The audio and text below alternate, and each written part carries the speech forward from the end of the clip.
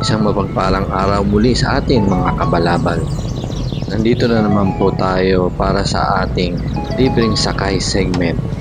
Eto na nga at on the way na po tayo sa ating CS para pick upin siya dito along Pedro Hill.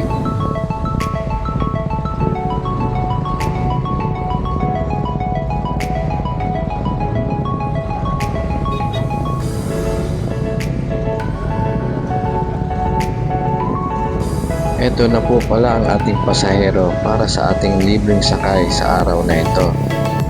Gaya ng ating nakasanayan, magbibigay po tayo muli ng hairnet para sa hygiene purposes. At dahil maraming bitbitin ang ating pasahero, nalit po natin siya na ilagay ang ibang gamit niya sa ating box para maging komportable naman ang kanyang pagsakay.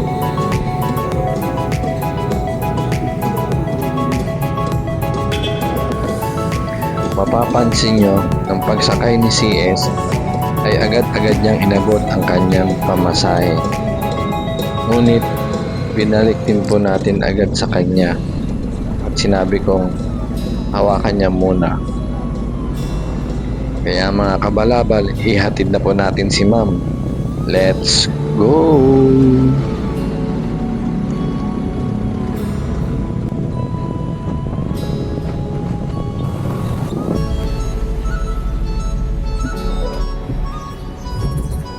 Ayan, andito na po pala tayo sa ating destinasyon. Muli ay sinabi uli natin sa ating pasahero na libre ang kanyang sakay. At gaya po ng ibang mga pasahero, pinagpipilitan po nila ang kanilang bayad. Isa na namang masayang araw para sa ating mga kabalabal. Hanggang sa muli, like, share, and subscribe. Malay nyo, kayo na ang susunod na malilibreng sakay. Thanks for watching and God bless.